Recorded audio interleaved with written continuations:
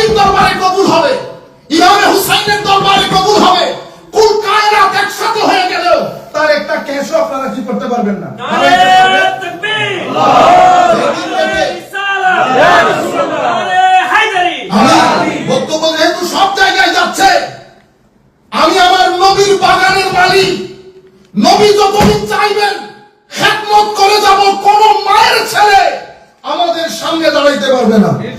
যেদিন আমার নবী চাইবেন না, সেদিন ঘরে বসে হাল চাষে নেমে যাব। আপনারা বুঝতে পেরেছেন?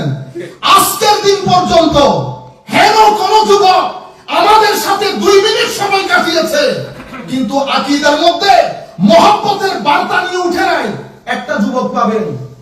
কিন্তু আপনারা আজীব এক জাতি, যারা নিজেদের লাভ ক্ষতি কোন জায়গায় বুঝে না। ইমামে আজমকে ফতোয়া দিয়ে কেউ রুখে দিতে পেরেছে? ইমামে আজমের ইন্তেকাল হয়েছে জেলের মধ্যে। আজকে আমরা এতশো বছর পরেও পৃথিবীর প্রায় আধা অঞ্চল হানাফি মাযহাবে বিশ্বাসী। ইমাম মালিক রাদিয়াল্লাহু তাআলা আনহুকে মুখের মধ্যে কালি মেখে মদিনা শরীফের গলিতে গলিতে ঘোরানো হয়েছে।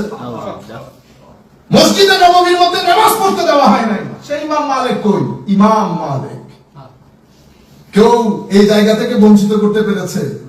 ইমামে শাফিঈ রাদিয়াল্লাহু তাআলা আনহু পাগল করে দিয়েছে। ইমাম আহমদ ইবনে হাম্বল দর্শ বন্ধ, এলাকা ছাড়া, কত কিছু।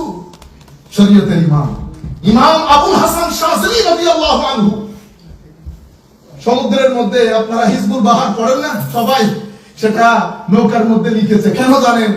বিদ্যা দেওয়া হয় নাই। নৌকা নিয়ে এলাকায় আসলে পাথর মারতো সবাই।